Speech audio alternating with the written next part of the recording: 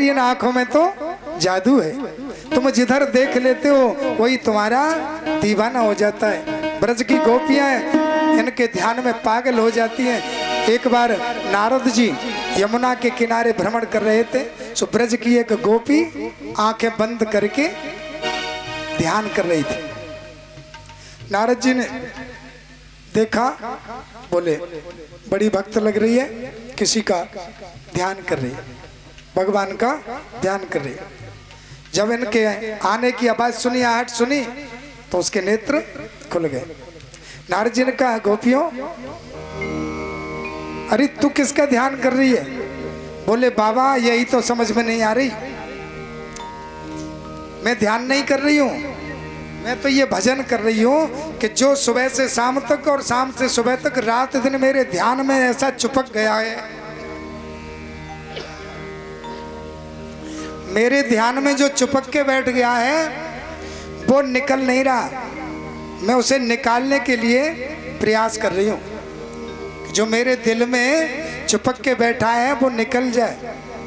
नारद जी को बड़ी हंसी आई कि जिस परमात्मा को हृदय में विराजमान करने के लिए योगी योग करते हैं, ऋषि मुनि महात्मा तपस्या करते हैं, और ये गोपी उसे निकालने की बात करती है कि मेरे दिल में से वो निकलना चाहिए।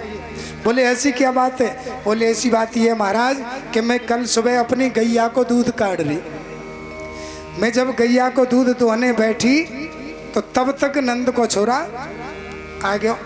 बोले अरे भाभी पूरा दूध दुहनी में ही ले जाएगी, कछु मोकू पे वायदा है। तो मैंने कही बैठ, सुबह आके मेरी बगल में बैठ गया।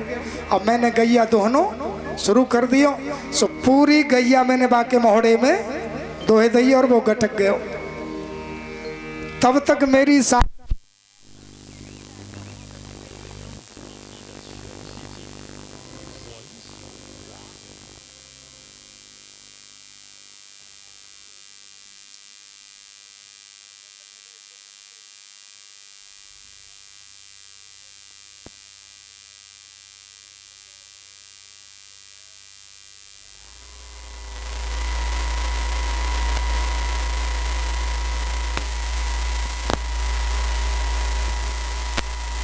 जब नारद जी ने कहा तू तो बड़ी धन्य है, भगवान तेरे तो को साक्षात दर्शन देते हैं। बोले इसीलिए तो जब सास को दिखाई दिया, सास ने आकर के देखा कि पूरा दूध जमीन पे फैला पड़ा है, दोहनी खाली है और मैं गैया दुहे जा रही हूँ।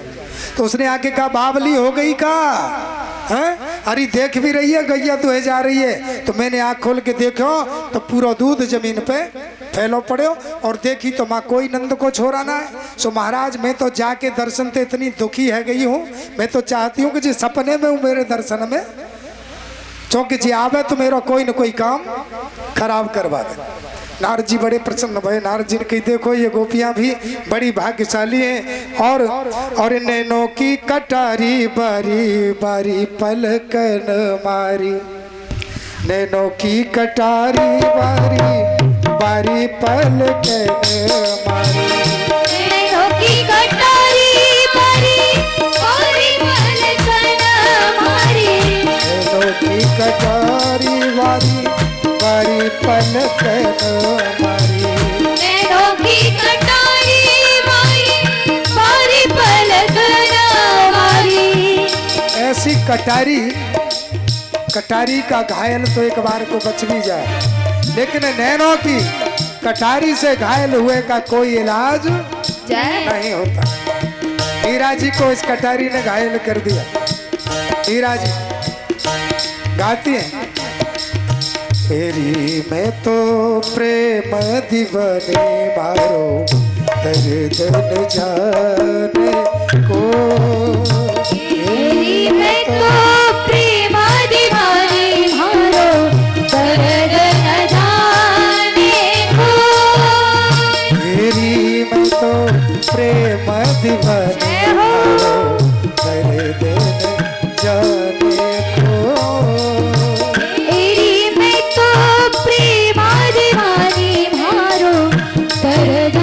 जाने को, जी ऐसी पागल हो गई और गाती हैं, कहती हैं, दर्द की मारी बन बन डोलूं, दर्द की मारी बन बन डोलूं, दर्द की मारी बन बन डोलूं, जय हो दर्द की मारी बन बन डोलूं, पैथी मिलाने को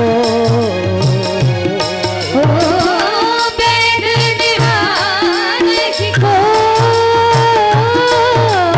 तेरी में तो प्रेम दीवानी मारो दर्द न जाने को, तेरी में तो प्रेम दीवानी मारो दर्द न जाने को।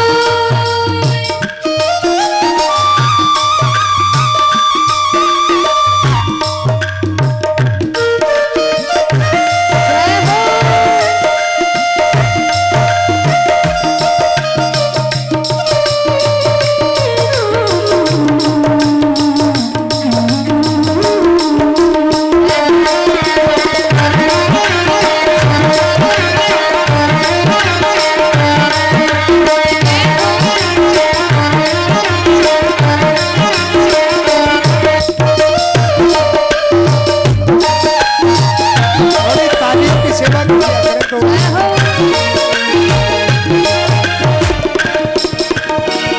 घायल की गति घायल जाने, घायल की गति घायल जाने, जो घायल हुआ है इन कटारी से वो जानता है, घायल की गति घायल जाने, घायल की गति घायल जाने, फिर को घायल हो,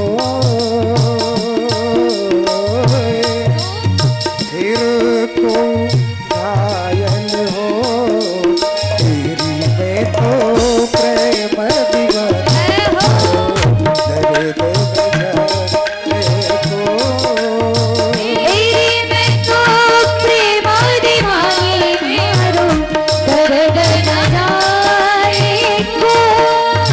नैनों की कटारी बारी बारी नखियन मारी, नैनों की कटारी बारी बारी अखियन मारी, जादू की पिटारी मन छुई मुई कर गई, जादू भरी तेरी आंखें, जादू भरी तेरी आँखें झर गई, जादू भरी तेरी आंखें झर गई, जादू भरी तेरी आँखें झर गई, जादू भरी तेरी आंखें झर गई, जादू भरी तेरी आँखें झर गई।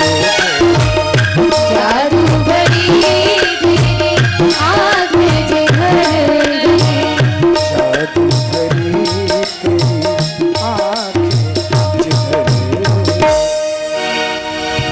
बाबा जी कहते हैं कन्हैया तेरी आंखें जिधर चली गई, तेरी नजरों का इशारा जिधर चल गया, बस वो तेरा दीवाना हो गया, बच नहीं सकता। एक बार तेरी दृष्टि जिसके ऊपर चली जाए तो पत्थर भी भगवान हो जाए। जय हो। जिस पर भगवान दृष्टि डाल देते हैं वो बिल्कुल कुपात्र हो, किसी काम का न हो, वो भी जगत पूज्य हो जाता है। कैसे? दोनों हाथ खोल लीजिए और एक सुंदर सा कीर्तन, उसके बाद आगे चलेंगे क्योंकि पितामह भीष्म अब जाने की तैयारी में है। पितामह भीष्म के मन की जो थी वो भी पूरी हो गई और जो तन की थी वो भी पूरी हो चुकी है, इसलिए चलेंगे बड़े सुंदर से भाव के साथ। हाँ भाई, थोड़ा सा सीताराम सीताराम सीताराम सीताराम सीताराम सीताराम सीताराम सीताराम सीताराम सीताराम सीताराम सीताराम सीताराम सीताराम सीताराम सब गाइए। सीताराम सीताराम सीताराम सीताराम सीताराम सीताराम सीताराम सीताराम सीताराम राधे श्याम राधे श्याम सीताराम सीताराम राधे श्याम राधे श्याम सीताराम सीताराम दोनों हाथों से ताली बजाते हैं सीताराम सीताराम सीताराम सीताराम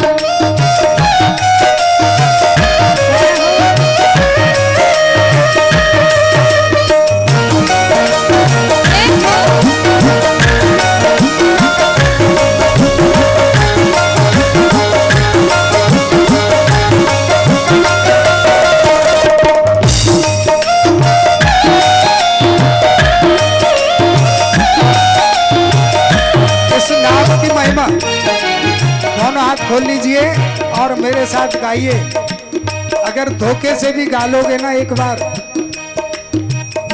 धोखे से भी राम का नाम गालोगे तो बेड़ा पार हो जाए। यही नाम बनाया प्रथम पूज गणपति जी को पल में। यही नाम, इसी नाम की बदौलत गणेश जी की सब देवताओं में प्रथम पूजा होती है। यही नाम बनाया प्रथम पूज गणपति जी को पल में। यही नाम बनाया परम पूज गणपति जी को पल में। रह गया एक अवलंब नाम सबरी को जंगल में।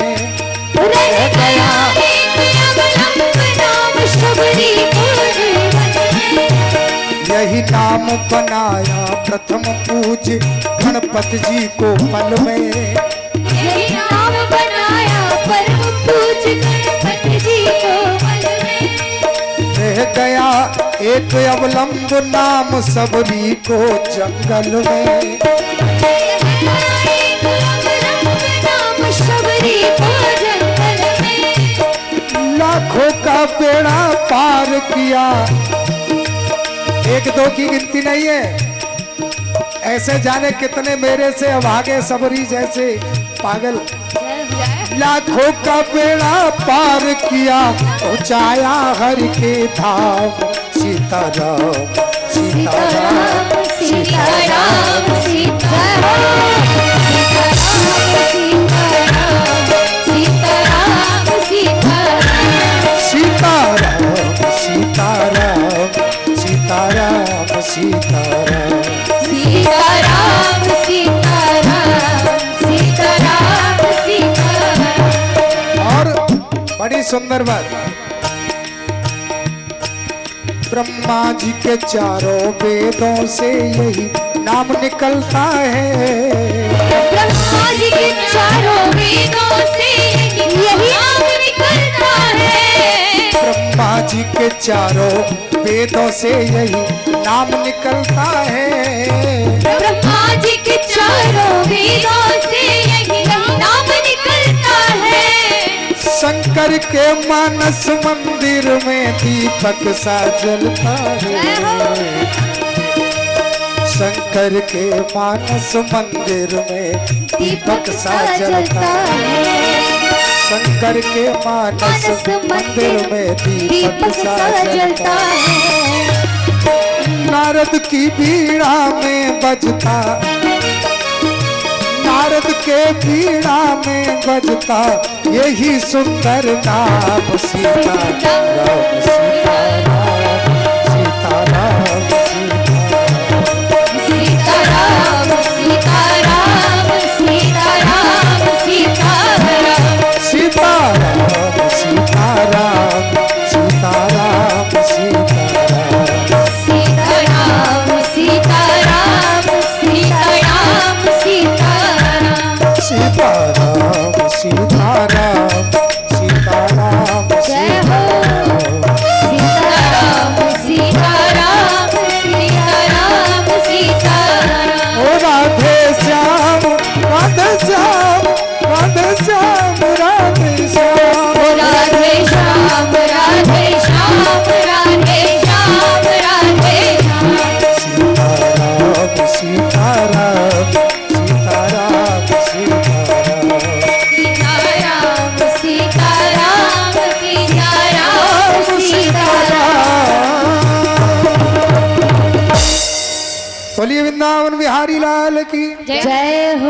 आज भगवान के सन्मुख देखिए, सन्मुख हो जीव मोय जब ही जन्म कोटि अगनासै। तब ही ऐसा नहीं है कि आप पूरी जिंदगी भजन करोगे तब ही भगवान आपकी सुनेगा। आपको जब समय मिल जाए तभी। भगवान तो कहते हैं कि बचपन निकल गया खेल में, जवानी निकल गई रेल में, और बुढ़ापा निकल गया तो भी कुछ नहीं बिगड़ा। बोले क्यों? कि सन्मुख होए जीव मोय जब ही और जन्म कोटि अगनासौ। तब ही भूल से भी अगर एक बार भगवान का नाम उच्चारण कर ले, भूल से भी अगर एक बार भगवान की कथाओं को कानों से श्रवण कर ले तो जीव धन्य हो जाता है। आज पितामह भीष्म कहते हैं कृष्ण मेरे से बड़ा और कोई सौभाग्यशाली नहीं हो सकता।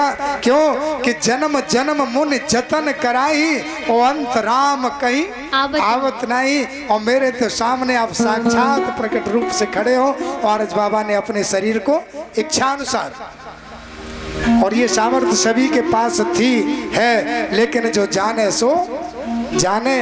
और नेक सिर में दर्द भाव के चलो डॉक्टर के पास, भगवान का तो भरोसा ही नहीं। और बाबा तो ये कहते थे अर्जुन ने जल पिलाने के लिए भी बाण से धरती में बाण मारा, जिससे बाण गंगा प्रकट हुई, उसके द्वारा बाबा को जल की प्राप्ति हुई। ऐसे ऐसे पी रहे क्योंकि बाबा ने कह दिया कि मैं किसी के हाथ से जल नहीं पीऊंगा। प्रतिज्ञा वाले थे, मरते दम जल पीने की इच्छा हुई तो बोले कि थोड़ा जल पियो, तो बोले कि हाथ से किसी के से जल नहीं पीऊंगा मैं। भीष्म प्रतिज्ञा वाला। कन्हैया ने मुस्कुरा के अर्जुन से कहा का देख रहे हो चल रहे हैं बाबा तो जाने को तैयार हैं। तो मारा अर्जुन ने एक बाण, बाण गंगा प्रकट हो गई और जिसके द्वारा पितामह भीष्म बाण गंगा के जल को पीते हुए, पान करते हुए शरीर को मुक्ति के मार्ग में आत्मा का जन्म जन्मांतरों के लिए संकट समाप्त हुआ। कहते हैं कि जीव शरीर लेकर बार बार जग में आता है और चला जाता है। जब गर्भ में होता है तो भजन करता है कि अब की बार मुझे इस नरक से बाहर कर दो, तो मैं कभी कोई ऐसा कार्य नहीं करूंगा जिससे मुझे दोबारा फिर इसमें आना पड़े। लेकिन होता क्या है, जन्म लिया, जैसे ही पृथ्वी पर आया, धरती पर आते ही माया ने उसको लपेट लिया। और माया में ऐसा लपेटा कि थोड़े दिन तक तो मानता रहा कि कुछ नहीं है, सब कुछ हमारा है, सब हमारा नहीं है। लेकिन जैसे ही थोड़ा सा बड़ा हुआ तो मैं और मेरे का भाव पैदा हो गया, मैं और मेरा प्रकट हो गया। ये मेरा है और ये मेरा नहीं है, ये मैं हूँ और ये मैं नहीं है। तो जब तक मैं रहती है तब तक जीवन में भजन हो ही नहीं सकता। जब तक मैं रहेगी तब तक भजन आप कितने ही बाबा जी बन जाइए, कितना ही बड़ा स्वरूप धारण कर लीजिए, कितने ही बड़े ज्योतिषाचार्य ब्राह्मण विद्वान बन जाइए, लेकिन जब तक मैं समाप्त नहीं होगी तब तक ये भागवत का दावा है व्यासपीठ का, जब तक मैं रहेगी तब तक भजन हो ही नहीं सकता। क्यों? कि जब मैं थी तब हर नहीं और अब हर है मैं नहीं। जब तक मैं रहेगी तब तक भजन हो नहीं सकता। और वैसे भी आपने देखा होगा, बकरी जो होती है, बकरी मैं करती है, तो बकरी मैं करती है, इसी कारण तो बेचारी की गर्दन, हाँ? तो मैं करना भूल जाओ, और वो जब बकरी की मैं बंद हो जाती है तो फिर वो ही उसकी आत्मा की तांत बनाई जाती है।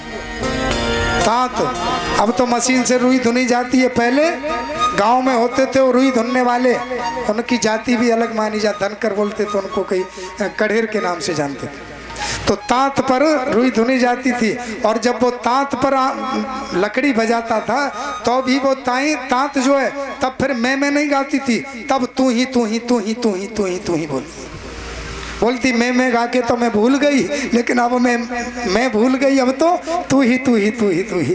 तो ये मैं जिस दिन भूल जाओगे और तू ही गाना प्रारंभ कर दोगे तो समझ लेना कि आपका भजन होना प्रारंभ हो गया। बोलिए सदगुरुदेव भगवान की जय।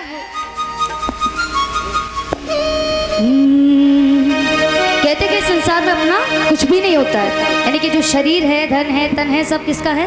परमात्मा का है। एक बार आया है, दोबारा वापस मिलेगा नहीं, जैसे कि महाराज जी कह रहे हैं। इसीलिए कहते हैं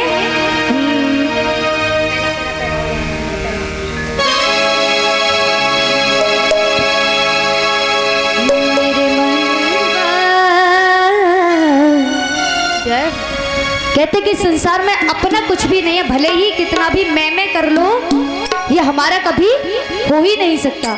इसीलिए मेरे मन क्या है रे जग में तेरा, ये तो सब झूठा सपना है। जय हो। और कुछ तेरा ना मेरा, मेरे मनवा क्या है रे जग में तेरा, हो मेरे मनवा क्या है रे जग में तेरा।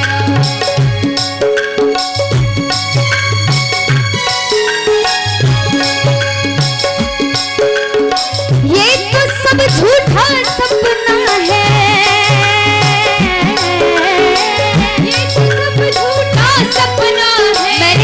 लोग कहते देखे हैं मेरा मकान है, मेरा शरीर है, मेरे बच्चे हैं, मेरे पास इतनी कार है, मेरे पास इतनी दौलत है, लेकिन एक बात हमेशा याद रखना, क्या?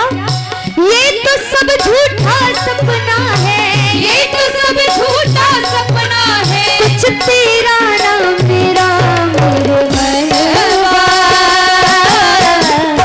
क्या है रे जग में तेरा, ओ मेरे मनवा, मनवा क्या है रे जग में तेरा। जय हो।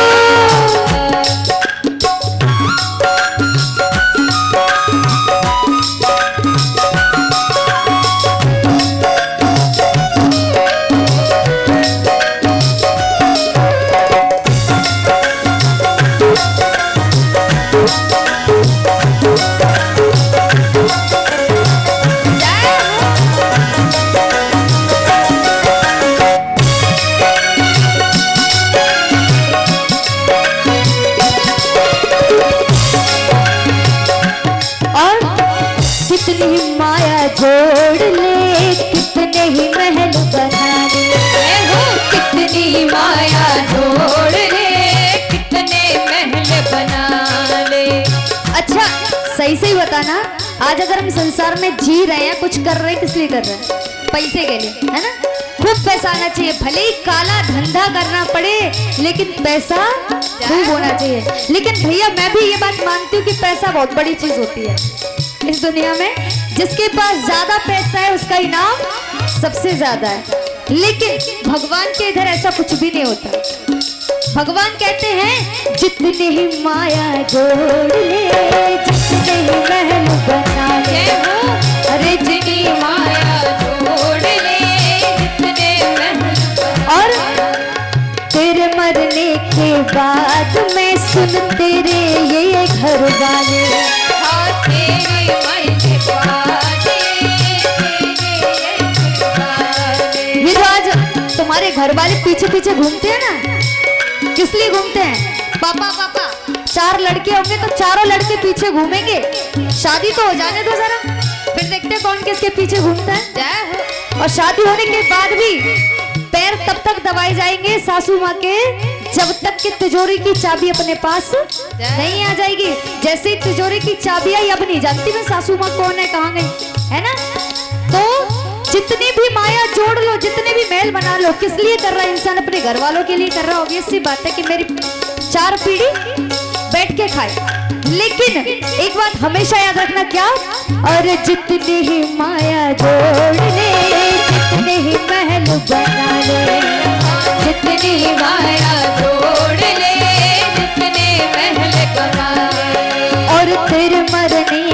बाद में सुन तेरे ये घर वाले, हो तेरे मरने के बाद ये तेरे वाले।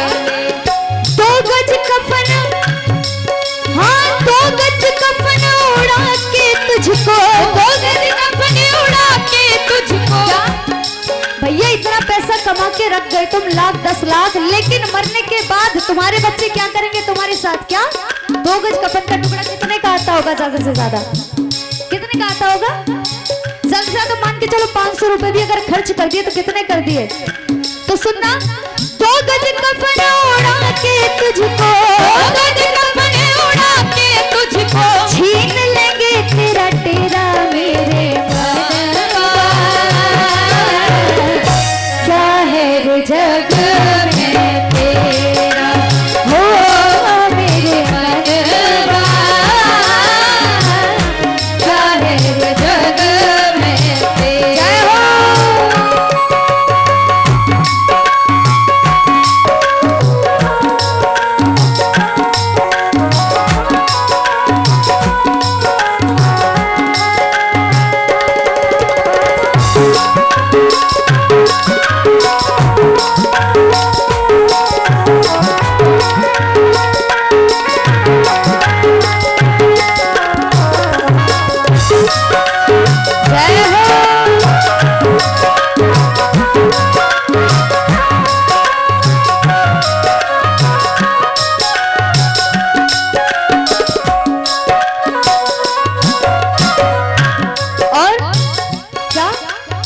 कोठी बंगला कार देख कर क्यों इतना इतराए, और कोठी बंगला कार देख के क्यों इतना इतराए।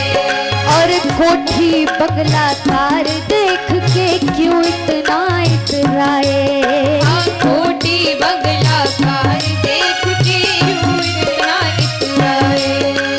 बीवी और बच्चों के बीच में फूला नहीं समाए, बीवी और बच्चों के बीच में फूले नहीं समाए। लेकिन याद रखना 4 दिनों की चांदनी है ये, 4 दिनों की चांदनी है ये, 4 दिनों की चांदनी है ओ ये, 4 दिनों की चांदनी है ये। और फिर आएगा मेरा मेरे मनवा,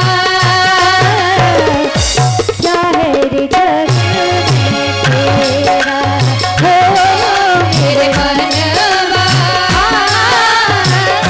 क्या है ये जग में मीठी मीठी तालियां बजाते हुए हाथों से जय हो। हरि बोल।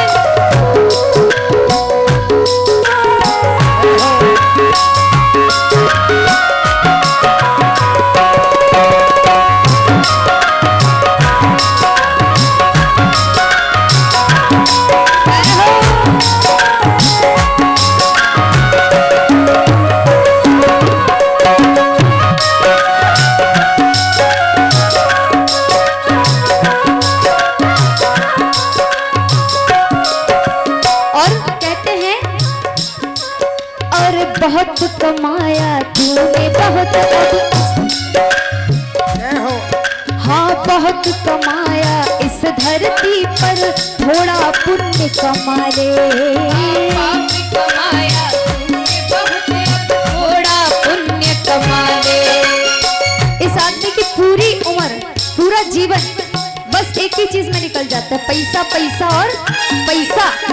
भैया आदमी की आज के जमाने में सरकारी नौकरी नहीं है तो मान के चलो शादी भी नहीं होगी। इतना याद रखना, शादी भी नहीं होगी। सरकारी नौकरी वालों की शादी होती है, मैंने देखा है। जय तो हो। इस जमाने में बस पूरी उम्र इसी में कट जाती है, पैसा पैसा और पैसा। भैया सबको चाहिए क्या? पैसा। लेकिन सदगुरु कहते हैं कि सुन, अरे बहुत कमाया इस धरती पर, थोड़ा पुण्य कमा ले, बहुत कमाया इस धरती पर, थोड़ा पुण्य कमा ले। और बीती जाए सारी उमरिया, राम नाम गुन गाले, ओ बीती जाए सारी उमरिया, राम राम गुण गा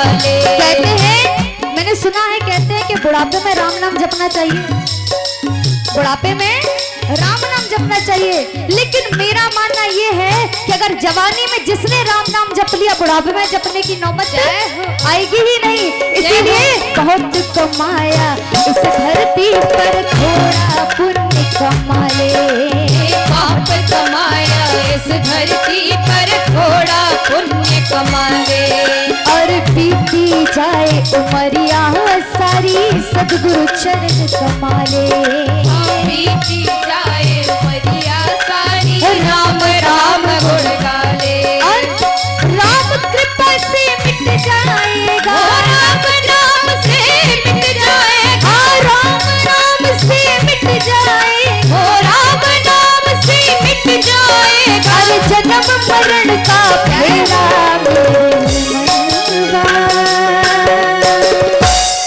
एक बार मेरे साथ गाएंगे प्रेम से। क्या है रे जग में तेरा, ओ मेरे मनवा। जरा जोर से आवाज आनी चाहिए, और तेज, थोड़ा सा और तेज। क्या? ओ मेरे मनवा,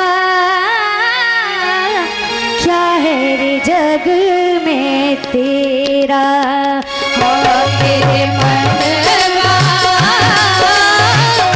क्या है जग में तेरा। हाँ ये तो सब झूठा सपना है, ये तो जग झूठा सपना है, ये तो सब झूठा सपना है, ये तो सब झूठा सपना है। अरे कुछ तेरा ना मेरा, मेरे मनवा, क्या है जग में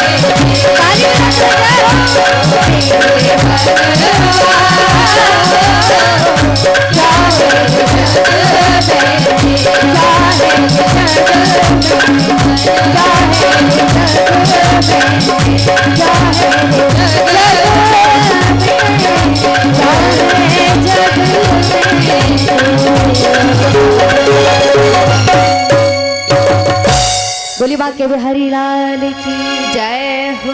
सौनक जी ने सूत जी से कहा, महाराज बाबा संसार को छोड़कर चले गए, फिर आगे क्या हुआ? बोले बाबा को विदा करके कन्हैया जाने लगे, और जैसे ही रथ में पांव रखने को तैयार हुए, उत्तरा रोती चीखती हुई दौड़ती हुई आई, पाह माम कृष्ण मेरी रक्षा करो, कृष्ण मेरी रक्षा करो। अभिमन्यु की पत्नी उत्तरा। भगवान कृष्ण ने दौड़ करके पूछा, देवी क्यों घबराती हो? बोले एक बाण मेरे गर्भ को नष्ट कर देना चाहता है, और मैं चाहती हूँ कि मैं भले ही मर जाऊं लेकिन मेरा गर्भ नष्ट न हो। माँ की भावना देखिए, और वास्तविकता है कि माँ स्वयं मृत्यु को दावत देकर, मृत्यु को न्योता देकर अपने जीवन को दाव पर लगाकर संतान को जन्म देती है। और उसके बाद भी यदि वो संतान माँ को भूल जाए तो भगवान जाने कि उसका होगा क्या। उत्तरा की प्रार्थना पर भगवान ने अंगुष्ठ मात्र रूप धारण किया, उत्तरा के गर्भ में जाकर गर्भस्थ शिशु की रक्षा करी। बाहर भी हैं और अंदर भी, बाहर भी दिखाई दे रहे हैं, कृष्ण खड़े हैं, और अंदर उत्तरा के गर्भ में स्थित शिशु की रक्षा अपने चक्र से। जय हो। शिशु ने देखा बड़ा सुंदर मनोहारी दर्शन, आंखों में बस गई मूर्ति, मूर्ति को आंखों में बसा लिया। भगवान चक्र के ताप को समाप्त करके बाहर आए, द्वारका जाने के लिए विदाई हुई। भगवान द्वारका गए, साथ में भगवान को विदा करने के लिए अर्जुन गए। द्वारका में देखा बड़ा जनसंख्या, बहुत बड़ा परिवार था भगवान कृष्ण का, और अर्जुन कुछ दिन वहां रहे द्वारका में। उनके सामने ही भगवान ने एक दिन अपने परिवार से बिठाल कर उपदेश किया कि देखो आगे आने वाला समय बड़ा गलत होगा, आप लोग आपस में प्रेम रखना सीख लो, क्योंकि हम कल परसों महाभारत का युद्ध करा के लौटे हैं, तो एक ही बात समझ में आई कि जहां फूट ता लूट है, जहां फूट है वहां लूट है, और जहां मेल तहां लाभ हो। जहां फूट तहां लूट है, जहां मेल तहां लाभ। और चाहे ऐसे कह लो, जहां मेल तहां लाभ है, जहां फूट तहां लूट। और इम्तिहान कर देख लो, जो तुम मानो झूठ। जय अगर झूठ लगे तो प्रैक्टिकल करके देख लो। जहां मेल है वहां लाभ है, और जहां फूट है वहां लूट है। महाभारत की लूट हुई फूट के कारण, लंका की लूट हुई फूट के कारण। बड़े बड़े इतिहासों में कितनी गिनती गिनवाई जाए, और आजकल भी जो भी कार्य होता है फूट के। जय फूट डालो, राज्य करो। क्यों? और जो फूट डालना जानते हैं उन्हीं की आज के जमाने में कीमत है। जो जा मोहल्ला की बा मोहल्ला में, बा मोहल्ला की जा मोहल्ला में उठाधरी करते रहे, घर घर में लठिया बजवावत रहे, भाई की तो कीमत है, हा? और कोई भले आदमी को कोई पूछेगा नहीं, पूछेगा। तो फूट से बचकर रहोगे तो जीवन का आनंद प्राप्त करोगे, समझाया। और उसके बाद भगवान द्वारिका में रहने लगे। अर्जुन विदा होकर आए। अर्जुन को जिम्मेवारी सौंपी कृष्ण ने कि ये जो गोपियां हैं, अब तक ब्रज में मैंने इनकी रक्षा की, और अब इनकी रक्षा करना तुम्हारा धर्म है। अर्जुन लौटे तो मार्ग में क्या मिला? कौल भील मिल गए। और गांडीवधारी अर्जुन, जिसके धनुष बाण के मारे त्रिलोकी कांपता था, वही अर्जुन गांडीवधारी आज जरा से भीलों के सामने परास्त हो गया, और भीलों ने उन गोपियों को छीन लिया। अर्जुन भीलन लूटी गोपिका, बेई अर्जुन बेई बान। अर्जुन तेरो कहा बड़ो, समय बड़ो बलवान। जय हो। भीलों ने गोपिकाओं को छीन लिया। और अर्जुन टप टप आंसू टपकाते रहे, देखते रहे। लौटकर उदास खिन्न स्वभाव से आए। इधर हस्तिनापुर में एक एक दिन गिना जा रहा था। अर्जुन को इतने दिन हो गए लौटकर नहीं आए, क्या कारण है? आज अर्जुन लौटकर आए। अर्जुन को आते हुए देखा तो उनके चेहरे की उदासी साफ बता रही थी कि कोई कार्य ऐसा हुआ है जिससे अर्जुन के मुख का जो तेज है वो शांत हो गया, तेज समाप्त हो गया। और आप जानते भी हैं, सुंदरकांड का पाठ आप लोग करते हो, नहीं तो सुना तो होगा।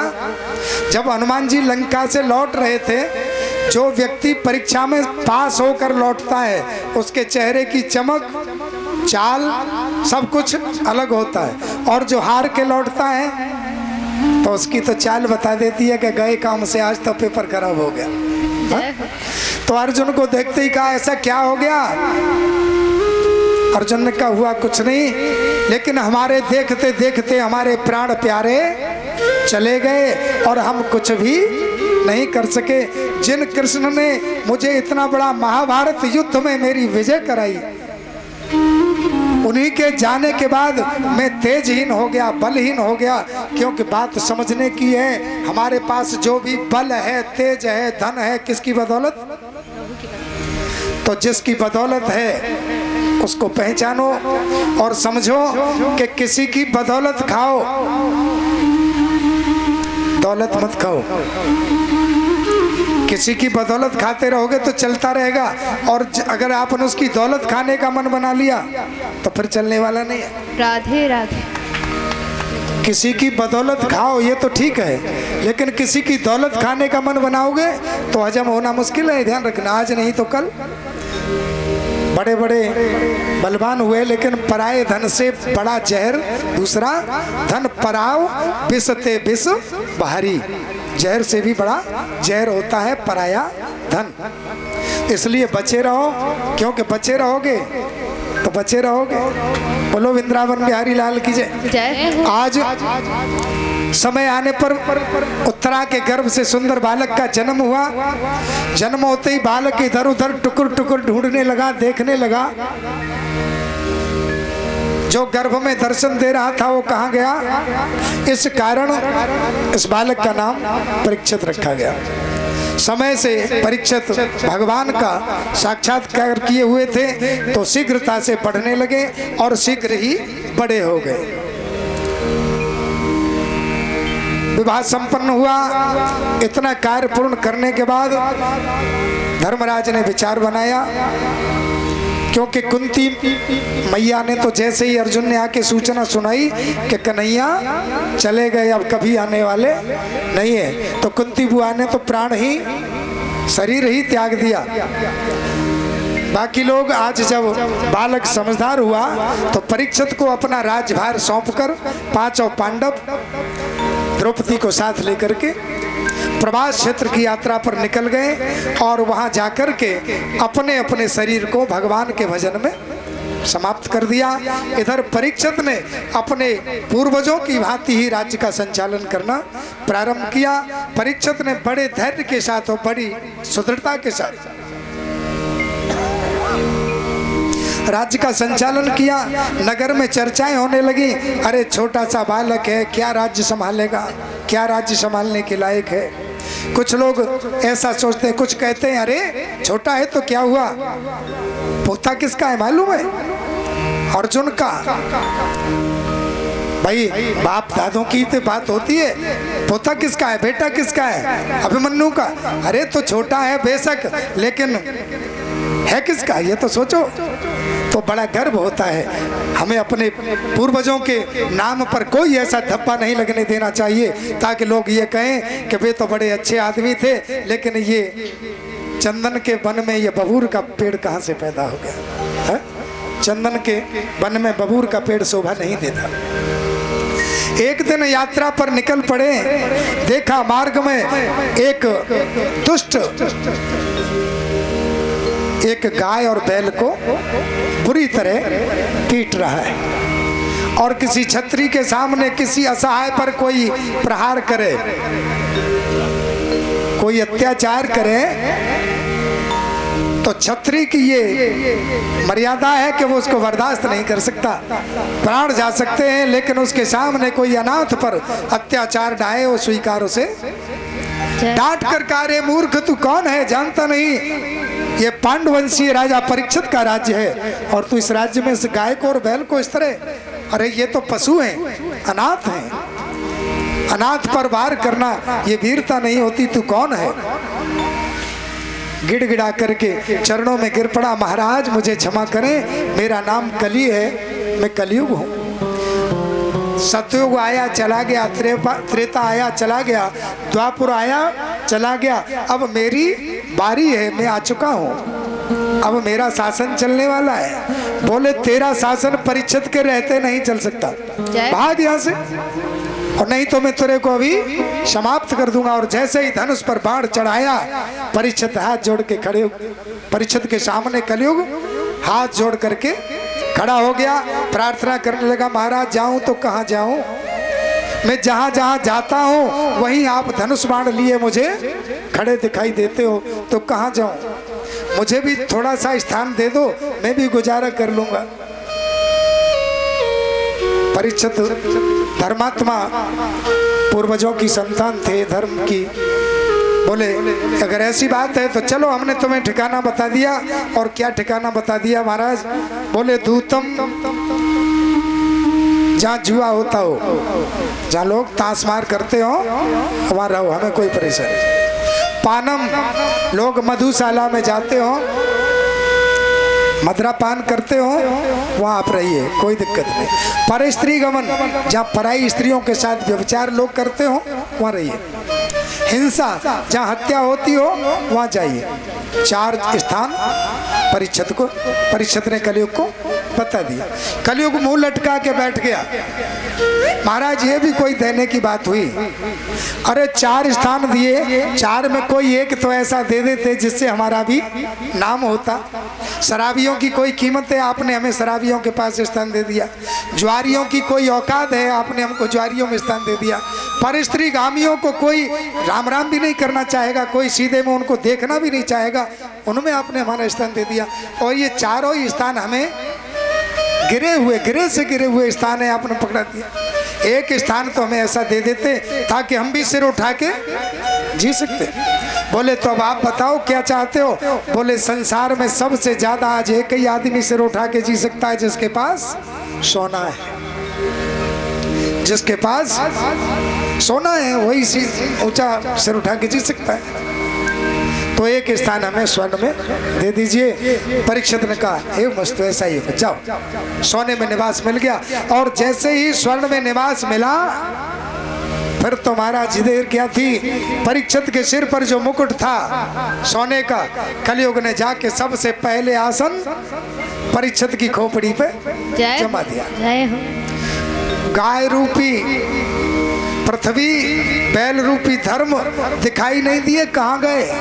थोड़ी देर पहले सब नाटक हो रहा था, लेकिन अब न वो कलयुग जो पीट रहा था वो भी दिखाई नहीं दे रहा, वो सिर पे बैठ गया। धरती माता अदृश्य हो गई, धर्म भी। परीक्षित ने कहा ये सब नाटक था, चलो कोई बात नहीं होगा, चले। तो लौट कर जैसे ही चले, कलयुग जब सिर पे मर रहा था ना, तो व्यक्ति अच्छे काम करने वाला भी बुरे काम करने लग जाता है। निकले महाराज, रास्ते से गुजर रहे थे, प्यास की इच्छा हुई पानी पीने की। पानी पीने के लिए जब देखा कहीं कुछ दिखाई नहीं दिया, तो समीक ऋषि का आश्रम सामने दृष्टिगोचर हुआ। आश्रम देखकर वहां पहुंचे, देखा समीक ऋषि नेत्र बंद किए भगवान के ध्यान में बैठे थे। परीक्षित ने आवाज लगाई, अरे कोई है? अब कोई हो तो आवाज दे। अंदर घुसे, अंदर जाके देखा तो वो नेत्र बंद किए बाबा जी बैठे थे। विचार आया, बोले मैं राजा हूँ और ये महात्मा मुझे देखकर मेरी आवाज सुनने के बाद भी ढोंग कर रहा है कि राजा है, इसकी कोई सेवा शुश्रूषा करनी पड़ेगी, इसलिए नेत्र बंद करके ढोंग कर रहा है। अगर ये वास्तव में समाधि में है तो मैं इसकी परीक्षा करता हूँ। एक मृत सर्प पड़ा था, मरा हुआ सांप, नौक से उठाया और समीक ऋषि के गले में माला की तरह डाल दिया। डाल करके प्रसन्नता से अपने नगर को चल पड़े। छोटे छोटे बालक समीक ऋषि के पुत्र थे, श्रृंगी ऋषि, जो त्रेता में भी थे। जब वशिष्ठ जी से दशरथ की संतान पैदा न हो सकी, कोई विद्या काम न की, तो श्रृंगी ऋषि को ही बुलाया। तब राम लक्ष्मण भरत शत्रुघ्न दशरथ जी के कुल में उत्पन्न हुए। तो आज वही श्रृंगी ऋषि अपने बाल साथियों के साथ क्रीड़ा कर रहे थे।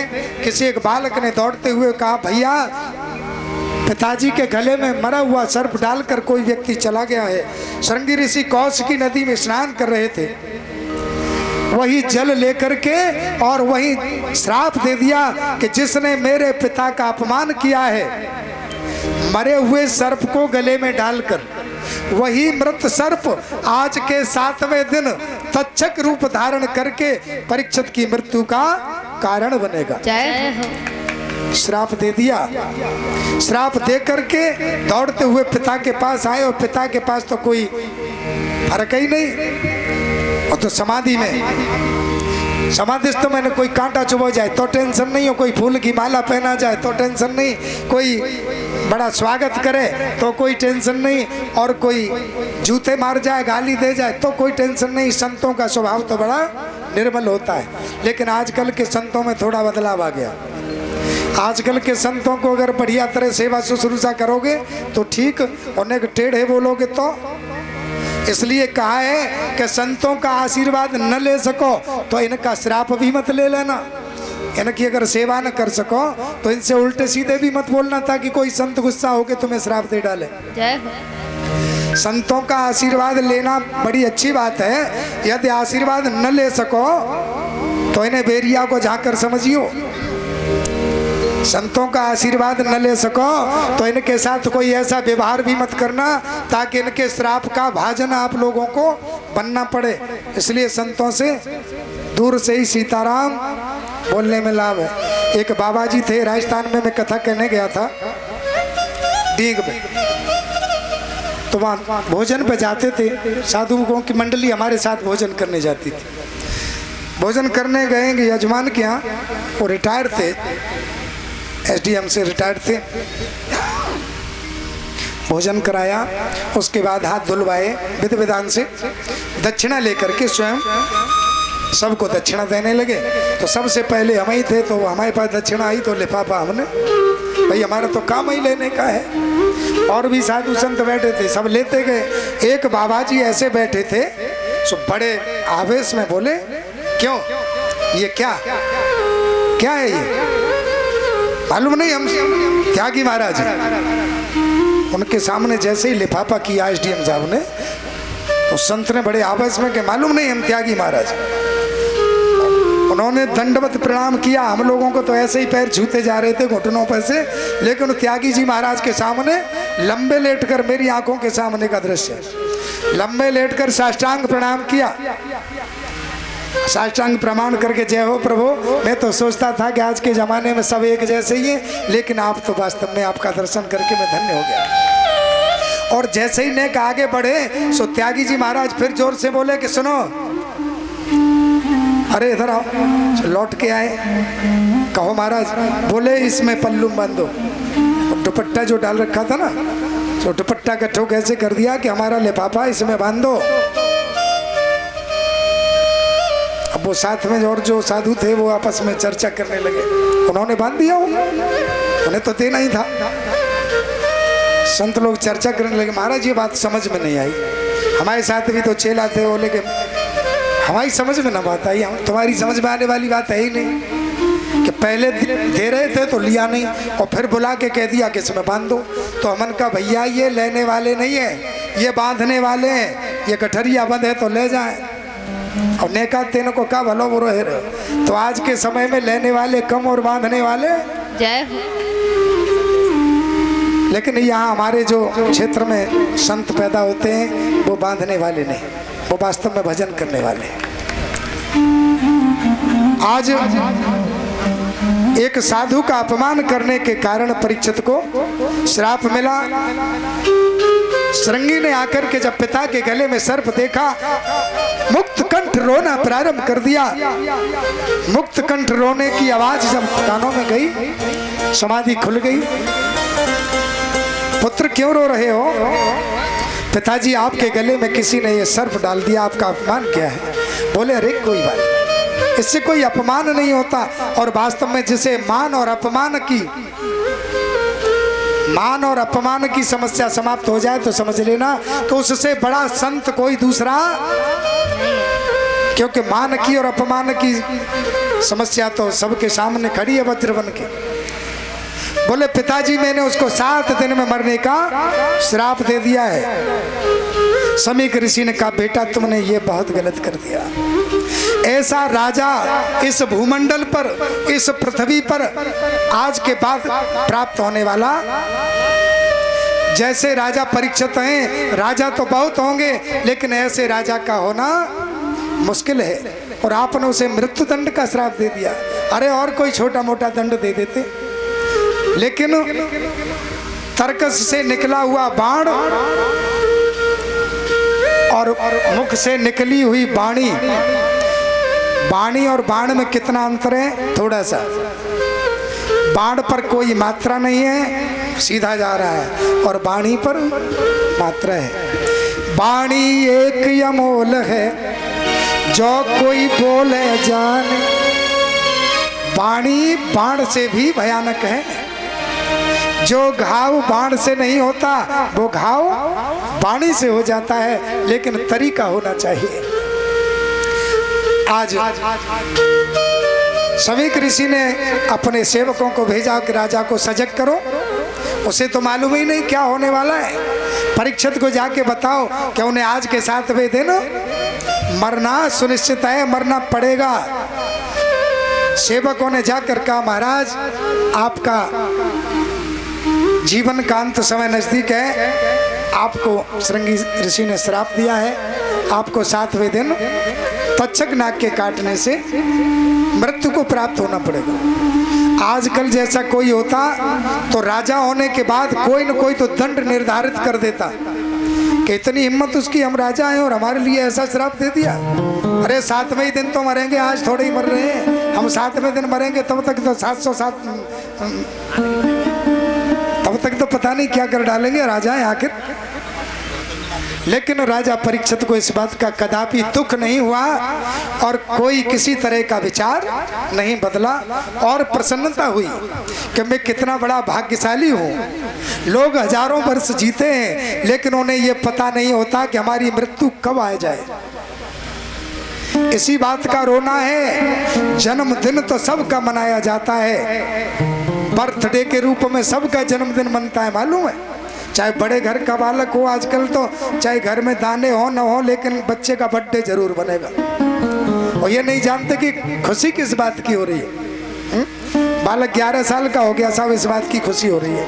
अरे भैया 11 साल का हो गया, आप सोच रहे हो 11 साल का हो गया, लेकिन ये सोचो इसकी 11 साल कम हो गई। इसको जीना था 100 साल, तो 89 साल ही जिएगा। और उसके बाद भी तुम बैंड बजा बजा के खुशियां मना रहे हो, है? अगर बर्थडे मनाना है तो कीर्तन के साथ मनाओ, सुंदरकांड के साथ मनाओ, यज्ञ हवन श्री सत्यनारायण व्रत कथा के साथ मनाओ, ये तो ठीक है। लेकिन अंग्रेजी सभ्यता के साथ जो बर्थडे मनाया जाता है वो मेरी समझ से, वैसे भाई सबका मन है। बोलिए राधे राधे। राधे राधे। आज बड़े प्रसन्न हुए और इसी बात पर खुश हुए कि आज तक किसी ने भी संसार में जो आया वो अपनी राजी से नहीं गया। जो भी आया वो अपनी राजी से नहीं गया, एक पितामह भीष्म को छोड़कर। और हम उनके नाती पंथी तो हैं ही। पितामह भीष्म के कौन है परीक्षित जी? प्रपौत्र, यानी बेटे के बेटे के बेटे के बेटे हैं, अभिमन्यु के पुत्र हैं। तो उन्होंने किया। पूर्वजों की बात भी मैं जानता हूँ अच्छी तरह, क्योंकि उनको भी अपनी मृत्यु का समय निश्चित किसी को ही नहीं था। आजकल कोई अगर चैलेंज करे कि मुझे मालूम है मैं कब मरूंगा, वैसे लोग कह देते हैं कि पंडित जी महाराज पत्रा देख के बता देते हैं। हम लोग कहूँ जाएं तो बड़ी बूढ़ी माताएं बहनें, कोई बड़ी बूढ़ी हों, बड़े बूढ़े पिताजी हों, कहेंगे पंडित जी पत्रा देखो। अब जी देखो हम कब जाएंगे। अब पंडित जी अंदाज तो लगा सकते हैं लेकिन फिक्स ना बता सकते कब जाओगे। परीक्षित को इस बात की खुशी हुई कि बेशक मुझे 7वें दिन मरना पड़े, लेकिन ये बात तो फिक्स हुई कि मुझे जाना है। अब जब जाना है तो कुछ करना है। क्यों? कि मरना तो सभी को है, मरना है, मरो तो मरो लेकिन कुछ करके मरो, है? और आए हो जिंदगी में जाना ही पड़ेगा। जो आए हैं सबको जाना पड़ेगा। आज परीक्षित ने अपना सर्वस्व त्याग कर अपने पुत्र जन्मेजय को राजगद्दी का मालिक बनाया और राजगद्दी को प्रणाम करके तपस्या के लिए निकल पड़े। हरिद्वार में जाकर पहुंचे, जहां देखा उन्होंने साधु संतों की भीड़ लगी है। हरिद्वार में बड़े बड़े एक से एक विद्वान महात्मा का दर्शन हुआ और सभी महात्माओं का दर्शन करते कराते परीक्षित जी गंगा मैया के किनारे पहुंचे। और जब संतों का दर्शन हुआ तो सबसे एक ही प्रश्न किया कि बाबा आप साधु हैं, मुझे 7वें दिन मरना है, मुझे कोई उपाय बताइए। अब बाबा खुद उपाय नहीं जानते, कोई कहे भागवत करवा लो, जो हम बारे सो तो जो कहे भागवत करवा लो कल्याण है जाओ, कोई कहे यज्ञ हवन करवा लो मुक्ति मिल जाएगी, कोई कहे दान पुण्य करो मुक्ति मिल जाएगी, लेकिन ठिकाने की बात कोई ना बताए। परीक्षित ही बड़े बेचैन, क्योंकि दिन घटने जा रहे हैं, एक एक क्षण घट रहा है और समाधान नहीं मिल रहा है। तो ऐसी स्थिति में जब परीक्षित को व्याकुल देखा, बेचैन देखा, तत्रा भवद भगवान व्यास पुत्रो, तत्रा भवत भगवान व्यास पुत्रो। बोलिए सुखदेव भगवान की जय। यद्रच्छया गामटमानो अनपेक्ष अलक्षलिंगो निजलाभतुष्टो व्रतस्य बाले अवधूत भेष व्रतस्य बालेर अवधूत भेष। व्रतस्य बाले अवधूत। जैसे ही अवधूत भेष में सुखदेव जी का आगमन हुआ। 16 वर्ष की उम्र है। यज्ञोपवीत धारण किए हैं। सभी लोग, सभी ऋषि मुनि महात्माओं ने खड़े होकर उनका स्वागत किया, सम्मान किया। परीक्षित जी ने पूजन किया और पूजन करके यही प्रश्न रखा कि प्रभु, जिसकी मृत्यु निश्चित हो गई हो उसको क्या करना चाहिए। और 7 दिन में सबकी मृत्यु निश्चित है, लेकिन हम लोग बेहोश हैं। जिस प्रकार से 7 दिन में परीक्षित का मरना निश्चित था, उसी तरह हम लोगों का मरना भी 7 दिन में ही निश्चित है। दिन शनिवार हो चाहे सोमवार हो, होगा 7वां ही। परीक्षित जी ने निवेदन किया, प्रभु मुझे आपके श्रीमुख से मुक्ति का कोई साधन प्राप्त हो। तो बड़े प्रसन्न हुए और गदगद होकर के कहा कि परीक्षित, तुम्हारा जो प्रश्न है लोक हितकारी है। संसार का इससे कल्याण होगा, क्योंकि संसार में सभी मरणासन्न है, सभी मरने वाले हैं, अमर कोई है ही नहीं। इसलिए तुमने जो प्रश्न किया है, इस प्रश्न का उत्तर मिलने से जन जन का कल्याण होगा। और यहाँ परीक्षित के मध्य भागवत कथा का शुभारंभ हो, तब तक के लिए समय हो चुका है। आप सभी लोग एक सुंदर सा कीर्तन गाते हुए आरती के लिए उत्तिष्ठ, कीर्तन गाते हुए। और कल की कथा बड़ी सुंदर कथा होगी।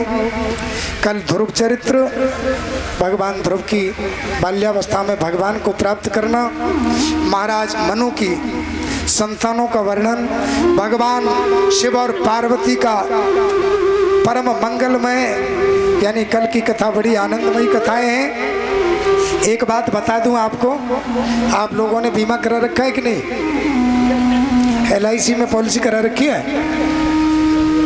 और गांव वाले लोग हैं भाई, न कराई हो तो बात अलग है, लेकिन करा लिए वो तो होशियार हैं, पढ़े लिखे, न कराई हो तो करा लीजिए।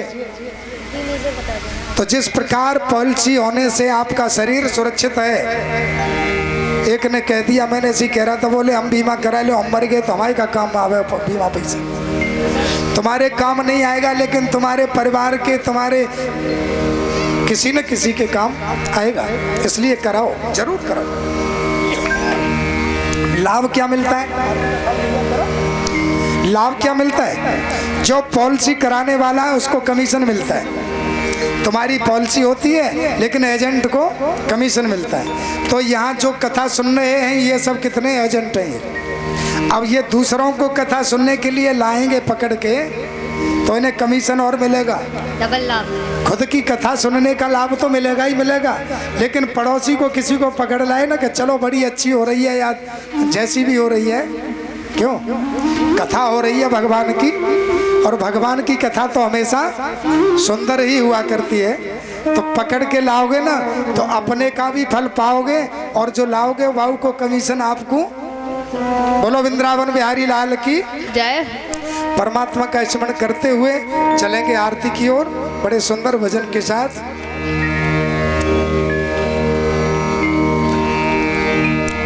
हरि बोलो मेरी रसना गढ़ी गढ़ी, हरि बोल मेरी रसना।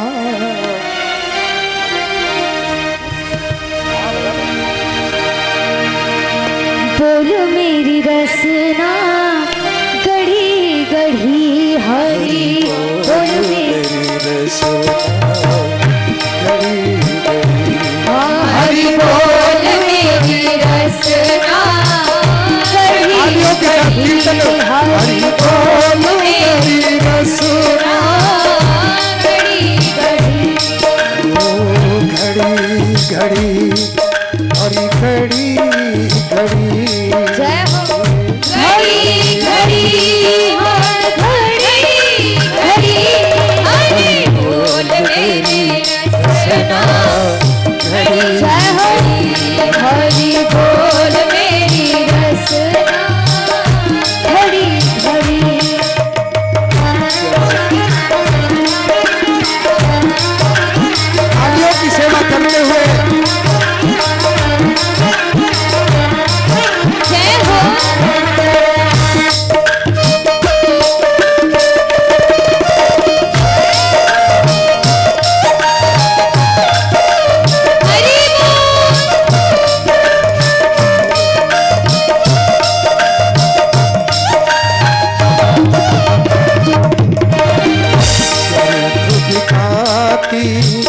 है क्यों जीवन व्यर्थ बिताती है क्यों जीवन।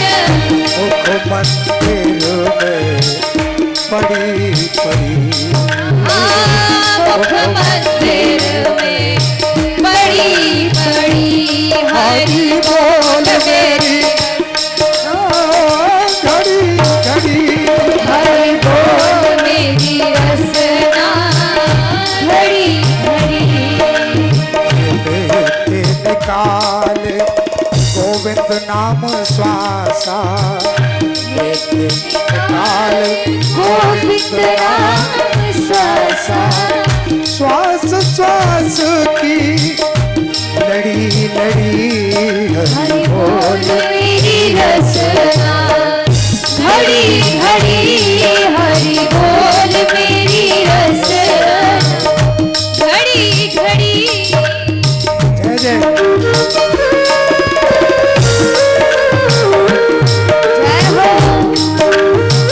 दोनों हाथों से ताली की सेवा करते हुए श्री राम।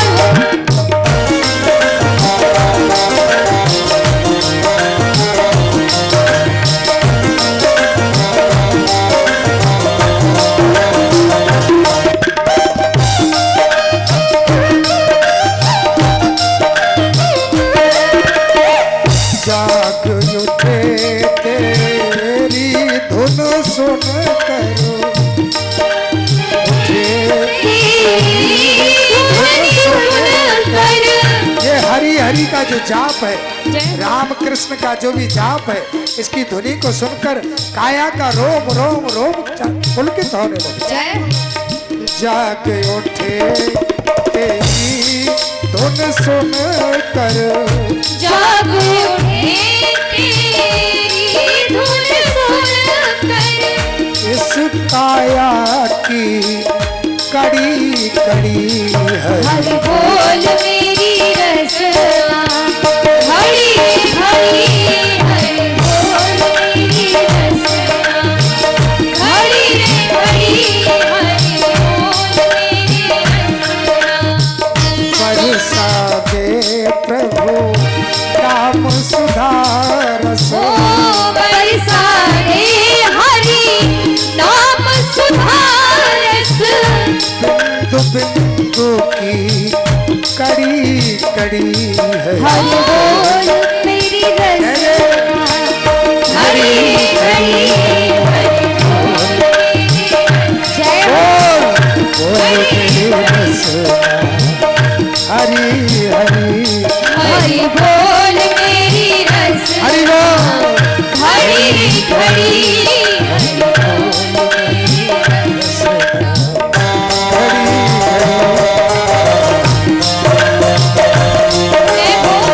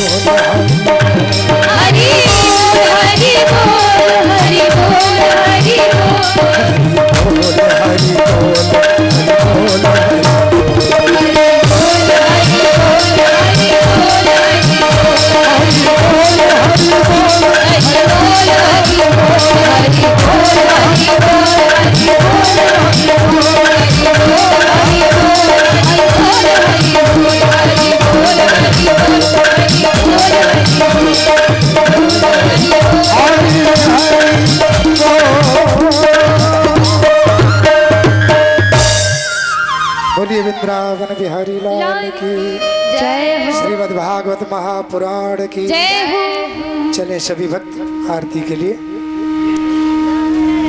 कल की पावन कथा में फिर मिलेंगे, तब तक के लिए व्यासपीठ से जय श्री राधे, जय श्री कृष्ण। यज्ञाचार्य जी महाराज भोग लगाएं और प्यारा सा भोग गीत गाते हुए प्रभु को भोग लगाते हुए खड़े हो जाइए कृपया।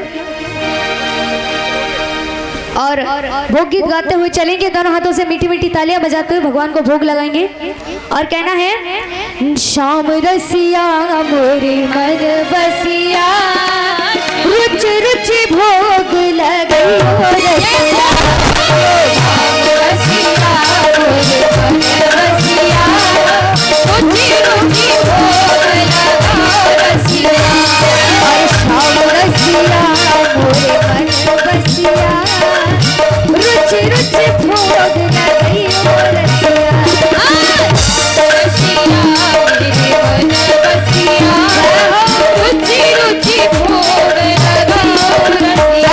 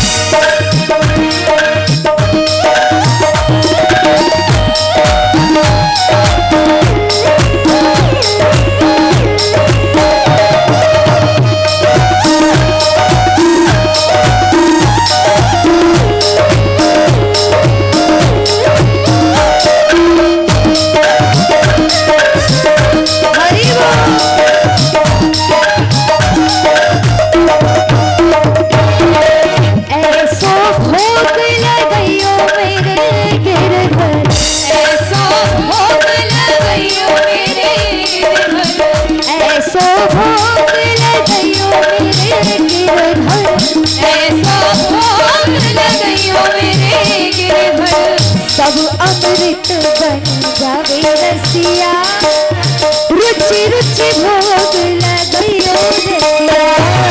श्याम रसिया मेरे मन बसिया रुचि रुचि भोग लगाओ रसिया।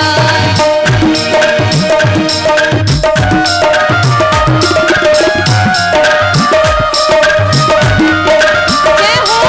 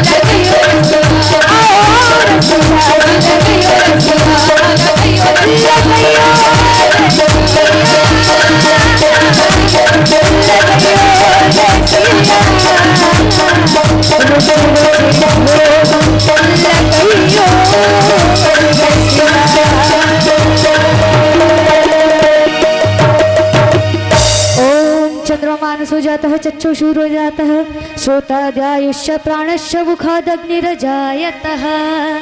आरती की थाली ले लीजिए परीक्षित जी और आरती करते हैं प्रेम से।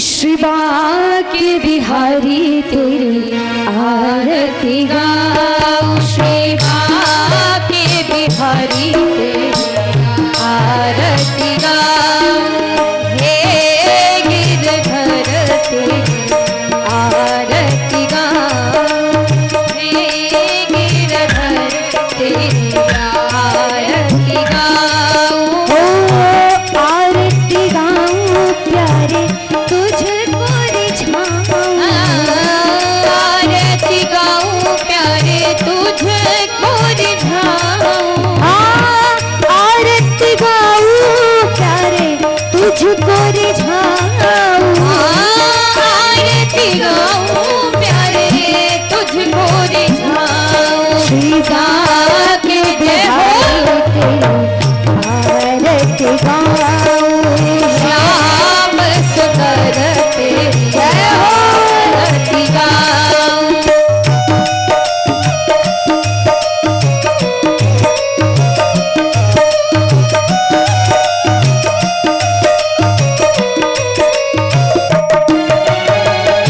और मुकुट तेरे शीश पे सो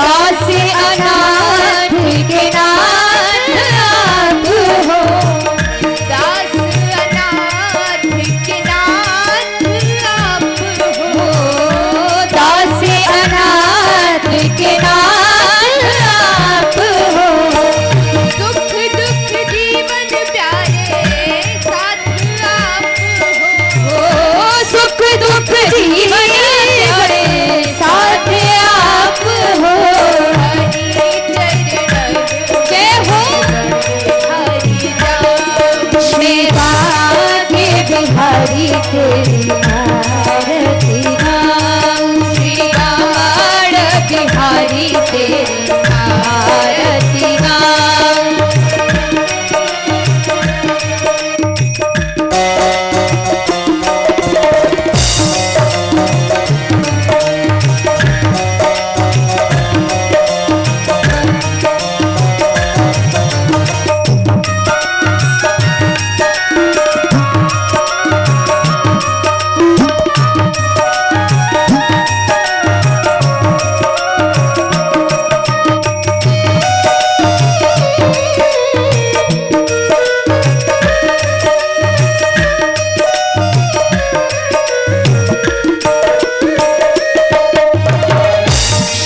हरिदास के प्यारे तुम हो, श्री हरिदास के प्यारे तुम हो, श्री हरिदास के प्यारे तुम हो, श्री हरिदास के प्यारे तुम हो।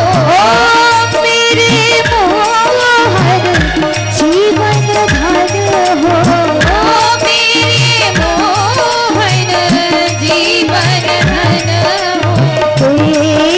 छवि बलिहारी देख युगल छवि बले श्री बाके बिहारी तेरी आरती गाऊं, बाके बिहारी तेरी आरती गाऊं, आरती गाऊं प्यारे तुझको रिझाऊं, आरती गाऊं प्यारे तुमको रिझाऊं, आरती गाऊं प्यारे तुझको रिझाऊं, आरती गाऊं प्यारे तुझको रिझाऊं। श्री बाके बिहारी जय हो आरती गाऊं, श्री बाके बिहारी तेरी आरती गाऊं, श्री बाके बिहारी तेरी आरती त्वमेव माता च पिता त्वमेव, त्वमेव बन्धु च सखा त्वमेव, त्वमेव विद्या द्रविणं त्वमेव, त्वमेव सर्वं त्वमेव देव। कर्पूरकारं करुणावतारं संसारसारं भुजगेन्द्रहारं सदा वसन्तं हृदयारविन्दे भवं भवानी रहितं भवामि। लीलामुजिश्यामल कोमलांगं सीता सवारो विद्यमानभागं आलो महाशायन जानुचारं नमामि रामं रघुवंशनाथं। बाके बिहारी तेरी आरती गाऊं,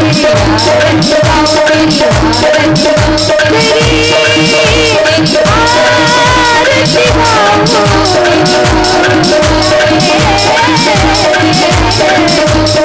तेरी आरती गाऊं, तेरी आरती गाऊं, तेरी आरती बोलिए बाके बिहारी लाल की जय। सभी भक्त हाथों में पुष्प ले लें और प्रेम से भगवान की मंत्र पुष्पांजलि करेंगे। हाथों में पुष्प ले लीजिएगा, अगर पुष्प अगर है तो ठीक है, नहीं तो सबसे बड़ा पुष्प सुमन। सुमाने हमारा मन माने मन, मन से सुमन, सुमन पुष्प। और दोनों हाथ जोड़ करके हाथों में पुष्प लेकर के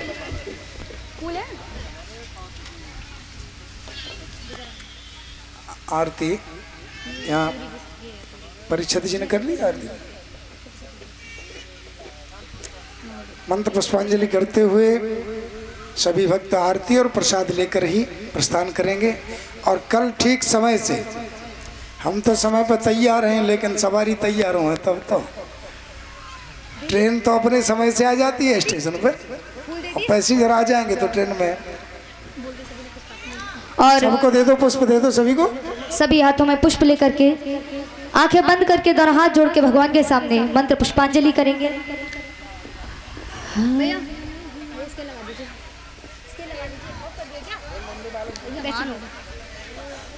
हरि यज्ञेन यज्ञमय जन्त देवस्थाने धर्माणि प्रथमान्यासन्नः ते हनाकं महिमानः सचत्र यत्र पूर्वे साध्या सन्ति देवः। हरि राजाधिराजाय प्रसहसाहिने नमो वैश्वानय कुर्महे समे कामान् कामकामाय मह्यं कामेश्वरो वैश्वनो ददातु। कुबेराय वैश्वनाय महाराजाय नमः।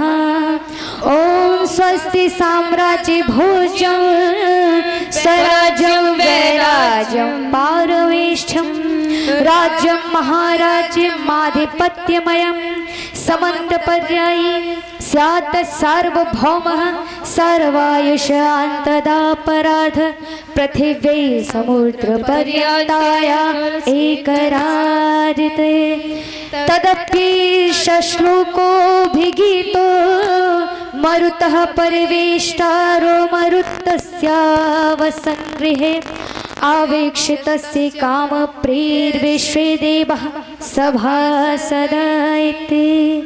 ओम एकदन्ताय विद्महे वक्रतुण्डाय धीमहि तन्नो दन्तिः प्रचोदयात्। हरि ओम नारायणाय च विद्महे वासुदेवाय धीमहि तन्नो विष्णुः प्रचोदयात्।